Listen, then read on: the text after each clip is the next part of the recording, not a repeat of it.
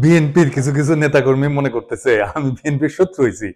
আমি বিএনপির political opponent. আমি কখনো বিএনপি করি নাই। আমারে হাসিনার লোকজন বিএনপি কইতো, আর কইতো আমি তারেক রহমানের টেকা খাইয়া হাসিনার বিরুদ্ধে বলি।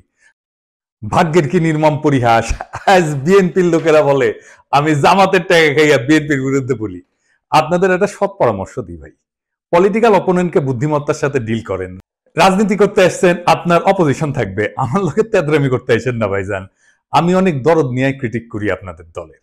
এটা যদি সহ্য না হয়, আওয়ামী লীগরা যেভাবে ট্রিট করতাম সেভাবে যদি ট্রিট করতে বাধ্য হইতে হয়, তাতে আপনাদেরই ক্ষতি।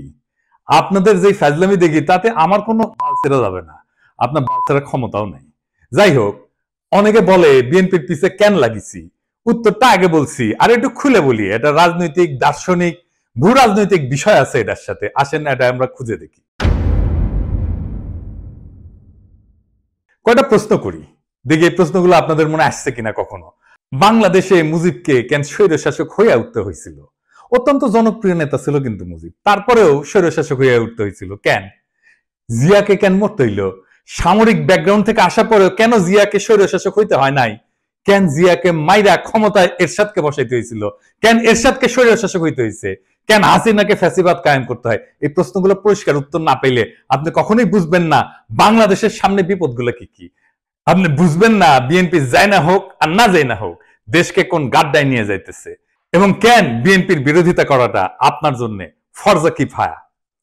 এইটা পরিষ্কারভাবে বোঝার জন্য আপনাদের বাংলাদেশ নিয়ে ইন্ডিয়ার কুরকুরানিটা কেন সেটা বুঝতে হবে। তা না হলে রাজনীতির কোনো হিসাব আপনি মিলাইতে পারবেন না, আর বারবার আপনি এইরকম স্বৈর শাসন আর ফ্যাসিবাদের কবলে পড়বেন। আসেন আল্লাহর নামে শুরু করি। আপনি যদি ভারতকে প্রশ্ন করেন আজকের দিনে তার সবচেয়ে ঝুঁকিপূর্ণ সীমান্ত কোনটা, কে তার সবচেয়ে কৌশলগতভাবে গুরুত্বপূর্ণ প্রতিবেশী, পাকিস্তান কিন্তু না, উত্তরটা হইল বাংলাদেশ। বাংলাদেশ কেন ভারতের একটা জীবন্ত দুশ্চিন্তা, সেটা বুঝতে হলে আপনাকে দুইটা জিনিস একসাথে দেখতে হবে। প্রথমত, ভারতের কাছে বাংলাদেশের সবচেয়ে বড় সমস্যা হলো তার ধর্ম, ডেমোগ্রাফি। বাংলাদেশ মুসলমান সংখ্যাগরিষ্ঠ দেশ, এটা তো জানা কথা, কিন্তু আশ্চর্যের ব্যাপার হইল ভারতের পূর্বাঞ্চলে একসময় মুসলিম মেজরিটি ছিল। আসাম থেকে শুরু করে নাগাল্যান্ড পর্যন্ত পুরানো ক্যাবিনেট মিশন প্ল্যানে পূর্ব ভারত বরাবর মুসলিম সংখ্যাগরিষ্ঠ অঞ্চল হিসেবে বিবেচিত হয়েছিল। ক্যাবিনেট মিশন প্ল্যান কি? আসেন এটা একটু খুঁজে দেখি। ক্যাবিনেট মিশন প্ল্যান হচ্ছে 1946 সালে ব্রিটিশ সরকার প্রস্তাবিত একটা সাংবিধানিক পরিকল্পনা, যা ভারত উপমহাদেশের রাজনৈতিক ভবিষ্যৎ নির্ধারণের জন্য গৃহীত হয়। এই পরিকল্পনার মূল উদ্দেশ্য ছিল ভারতকে একটা ফেডারেল কাঠামোর অধীনে ঐক্যবদ্ধ রাখা, যেখানে প্রদেশগুলা ধর্মীয় সংখ্যাগরিষ্ঠতার ভিত্তিতে তিনটা গ্রুপে বিভক্ত করা হয়েছিল। গ্রুপে ছিল হিন্দু সংখ্যাগরিষ্ঠ প্রদেশগুলা, যেমন ধরেন মাদ্রাজ, বোম্বে, ইউনাইটেড প্রভিন্স, মানে বর্তমানে যেটা উত্তরপ্রদেশ, বিহার, সেন্ট্রাল প্রভিন্স ইত্যাদি। 2 নম্বর গ্রুপ হচ্ছে মুসলিম সংখ্যাগরিষ্ঠ পশ্চিমাঞ্চলীয় প্রদেশসমূহ, যেটা নিয়ে আসলে পশ্চিম পাকিস্তান হয়েছে, যেমন পাঞ্জাব, সিন্ধ, বেলুচিস্তান, উত্তর পশ্চিম সীমান্ত প্রদেশ ইত্যাদি। আর 3 নম্বর গ্রুপ হচ্ছে যেটা বাংলাদেশ হয়েছে আজকে, মুসলিম সংখ্যাগরিষ্ঠ পূর্বাঞ্চলীয় দেশ, যেমন বাংলা, আসাম। আসামের মধ্যে হাতছাড়া হয়ে গেছে। ম্যাপে যে সাদা সাদা অংশগুলো দেখতেছেন না, ওইগুলো বলা হইতো প্রিন্সলি স্টেট, মানে রাজা ছিল, এটা দেখায় দেন। সেই রাজ্যগুলোতে সবগুলো কিন্তু ইন্ডিয়া পরে খেয়ে ফেলিছে। আজকের দিনেও পশ্চিমবঙ্গের সরকার হিসেবে 27% মুসলমান জনগোষ্ঠী, আসামে সেটা 34%-এরও বেশি। বিজেপির রাজনীতিতে যে এনআরসি দেখেন না, তারপরে সিএ দেখেন, এগুলো মূলত বাংলাদেশের মুসলিমদের নিয়ে। মুখে বলা হয় পাকিস্তানি বা আফগানদের কথা, কিন্তু ভিতরে ভিতরে ভয়টা এলো বাংলাদেশের 17 কোটি মুসলমানদের কয়েক শতাংশ যদি চলাচল শুরু করে বর্ডার ক্রস করে, তাহলে গোটা অঞ্চলটার ডেমোগ্রাফি বদলায় যাবে। এই ভয় থেকে সিএ, এনআরসি আসামে শুরু হয়, পরে ছড়ায় পরে গোটা ভারতে। সে মনে করে বাংলাদেশের মুসলমানরা ভারতে ঢুকায় এই অঞ্চলগুলোকে যদি মুসলমান প্রধান বানায় ফেলে, তাহলে তো সেই রাজ্যগুলোকে রাখতে পারবে না তারা। তো এই ডট থেকে ভারত কি করে, সে 4000 কিলোমিটার এক কাঁটাতারের বেড়া বানায়। এটা পৃথিবীর সবচেয়ে দীর্ঘ সীমান্ত বেষ্টনী, এবং এইটারে সে দুনিয়ার সবচেয়ে সহিংস বর্ডার বানাইছে। প্রত্যেক মাসে 2-3 জন বাংলাদেশি নিহত হয়। ভারতীয়রা গরু খায় না, বাংলাদেশিরা গরু ভালোবাসে, এই গরু বাণিজ্যেই ঝরে প্রাণ। ঘটনা হচ্ছে এই গুলিতে ইন্ডিয়ার কোন নাগরিক আজ পর্যন্ত সীমান্তে মারা যায় না।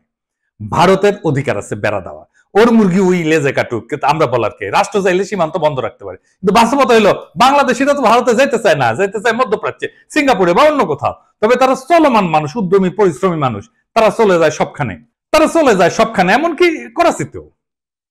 এইখানে আসে দ্বিতীয় সমস্যা, সেটা হইতেছে এই শিলিগুড়ি করিডোর বা চিকেন নেক। আমরা এটা আগেও আলাপ করছি অনেকবার, আসেন আরেকবার একটু আলাপ করে দেখি।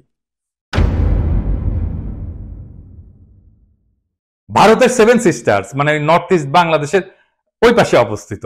আর এই অঞ্চলের সাথে বাকি ভারতের যোগাযোগ হয় মাত্র 15 কিলোমিটার প্রশস্ত শিলিগুড়ি করিডোর, যেটাকে চিকেন নেক বলা হয়। এর চারপাশে চীন, ভুটান আর নেপাল।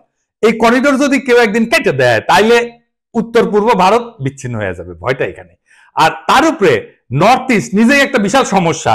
ত্রিপুরা, মিজোরাম, নাগাল্যান্ড সবখানে গোষ্ঠীগত সংঘাত, ধর্মীয় ভিন্নতা, ভাষা সংস্কৃতির বৈপরীত্য। অনেক জায়গায় বিদ্রোহ হইতেছে, আবার অনেক জায়গায় বিদ্রোহীরা মায়ানমারের বিদ্রোহী গোষ্ঠীর সাথে যুক্ত। তাহলে ভারত ওইখানে যুদ্ধ বাঁধলে ট্যাঙ্ক পাঠাবে কিভাবে, সেনা পাঠাবে কিভাবে, ভারী অস্ত্রশস্ত্র পাঠাবে কিভাবে? বাংলাদেশ ছাড়া কোনো উপায় নাই। তাদের প্রয়োজন ট্রানজিট এবং করিডোর। চট্টগ্রাম বন্দরের মাধ্যমে ত্রিপুরায় প্রবেশ বা রেলপথে পূর্বাঞ্চলে যাওয়ার সুবিধা, এটাই ভারত দীর্ঘদিন ধরে চাইছে। কিন্তু ভাবেন একবার, আপনি একজন বাংলাদেশি, আপনাকে কাঁটাতারে ঘিরে রাখা হইলো, তারপরে বলা হইলো ভারতীয় ট্রাক যাবে আপনার দেশের একদিক থেকে আরেক দিকে, ভারী সরঞ্জাম যাবে। তিতাস নদীতে মাটি ফেলাম, নদীতে বাদ দিয়া রাস্তা বানায় ভারী সামরিক সরঞ্জাম পাঠাইছিল একবার, মনে আছে না? দেখেছেন কেমনে মাটি ফেলায় তিতাস মেরে ফেলাইছিল? এই রাস্তা বানানোই হয়েছিল ইন্ডিয়ার পণ্যবাহী ভারী ট্রাক নেওয়ার জন্য। তো এই যে সিস্টেম, এটাকে রাজনৈতিক ভাবে বিক্রি করা অসম্ভব, মানে বাংলাদেশের মানুষ তো মানবে না। তাই দরকার একটা গণবিরোধী ভারত বান্ধব সরকার, যারা এই চুক্তিগুলো চুপচাপ করে ফেলবে এবং জনগণ কিছু জানাবে না। এই হইলে পুরা কাহিনী। ভারত কেন বারবার বলে বাংলাদেশ আমাদের সবচেয়ে গুরুত্বপূর্ণ মিত্র? কারণ কৌশলগত দিক দিয়া বাংলাদেশ ছাড়া ভারতের নর্থ ইস্ট অচল। কিন্তু ধর্মীয় দৃষ্টিভঙ্গিতে ভারত মুসলমান পছন্দ করে না, তাই কাঁটাতারে বেড়া দিছে। আবার কাঁটাতার দিয়ে ঘিরে দিলে তার সেভেন সিস্টার্স অরক্ষিত হয়ে পড়ে। এই এক শাখের করাত, যাইতেও কাটে আসতেও কাটে। তাই বাংলাদেশে ভারতের সবসময় এমন শাসক দরকার যে ভারতের অনুগত হবে এবং তাদের মতে বন্ধুভাবাপন্ন হবে। ভারতের প্রতি বন্ধুভাবাপন্ন হইলে বাংলাদেশের জনগণ হয়ে উঠবে সরকার বিরোধী, তাই তাকে হইতে হবে স্বৈরাচার। বাংলাদেশের 3টা ভারত বান্ধব সরকার ছিল, মুজিব, এরশাদ আর হাসিনা। 3টাই স্বৈর শাসক। জিয়া আর খালেদা জিয়া এই 2জন প্রবল ভারত বিরোধী ছিল জন্য তাদের স্বৈর শাসক হইতে হয় নাই। একজনকে মরতে হয়েছে, আর একজনকে বিষ প্রয়োগে হত্যার চেষ্টা করা হয়েছে। আমি প্রমাণ সহ এপিসোড করেছিলাম খালেদা জিয়াকে বিষ প্রয়োগ করা হইতেছে, দেখে নিয়েন যদি দেখে না থাকেন। তাইলে এই যে মির্জা ফখরুল যে বলে ভারত বন্ধু দেশ, এটা শুনেন কি বলে। ভারত আমাদের প্রতিবেশী, সবচেয়ে বড় প্রতিবেশী, আমাদের বন্ধু। আমাদের যুদ্ধের সময় 1971 যুদ্ধের সময় আমাদের সহযোগিতা করেছিল। আমরা ভারতের কাছে সবসময় প্রত্যাশা করি যে ভারত বাংলাদেশের মানুষের পাশে দাঁড়াবে। শুনেছেন তো? আর এই যে আমরা যে অভিযোগ করি যে বিএনপির সাথে ইন্ডিয়া সিস্টেম করেছে, এই সিস্টেম যদি করে থাকে তাইলে তো বিএনপি স্বৈরাচার হয়ে উঠবে। বাংলাদেশের স্বৈরাচার হয়ে ওঠার সব শাসক ধ্বংস হয়েছে। বিএনপির নেতা কর্মীদের বলতেছি, আপনারা কি চান বিএনপি ধ্বংস হয়ে যাক? আমরা রাতারাতি বিএনপির মতো একটা দল তৈরি করতে পারবো, তাইলে ক্ষতি কার হবে? বিএনপির হবে নাকি বাংলাদেশের হবে? আজকের এপিসোড দেখার পরেও যদি আমাদের বিএনপির শত্রু বলে মনে হয় তাহলে কিছু বলার নাই। নিজের ঘুম নিজে মারতে চাইলে কেউ তারা ঠেকাইতে পারবে না। তাই যারা এখন ঘুমায় আছেন তারা যায় না রাখেন, আপনার ঘুমের দাম ভারত থেকে বুঝে নিচ্ছে। আপনার ভূখণ্ড ব্যবহার করে, আপনার নদী হত্যা করে, আপনার ভবিষ্যৎ বন্ধক রেখা, আপনার গণতন্ত্রকে লাশ বানায়, তারা আগ্রাসনকে সৌহার্দ্য বলে চালাই দিচ্ছে। আর আপনি একটা দলকে বাঁচাতে গিয়ে পুরা জাতিকে খাদের দিকে ঠেলে দিতেছেন। বিএনপি যদি আবারও এই খেলা না বোঝে, যদি তার নেতৃত্ব আবারও ভারতের পায়ের দিকে মুখ করে বসে থাকে, তাহলে মনে রাখবেন স্বৈরতন্ত্র কারো আপন হয় না। আপনি ভারতকে বন্ধু পাবেন, ভুল করেন না। ভারত কখনো বন্ধুত্ব চায় না, সে দাসত্ব চায়, করিডোর চায়, চুপচাপ মাথা নত করা সরকার চায়। আপনি যদি আজও সেই স্বপ্নে ভাসেন যে ভারত আপনার পাশে দাঁড়াবে, তাইলে আপনি ইতিহাস পড়েন নাই, রাজনীতি বোঝেন নাই, স্বাধীনতা মানে জানেন না। এখনো সময় আছে, সোজা হয়ে দাঁড়ান, আপোষের রাজনীতি ছুঁড়ে ফেলে দেন। যারা আপনার সমালোচনা করতেছে তাদের ভয় করেন না, বিবেকটা বরং আপনার জাগ্রত করেন। কারণ আজকের দিনে সত্য বলা মানে বিদ্রোহ করা, আর এই বিদ্রোহই যদি শেষ আশ্রয় হয় তবে আমি গর্ব করে বলি ইনকিলাব জিন্দাবাদ।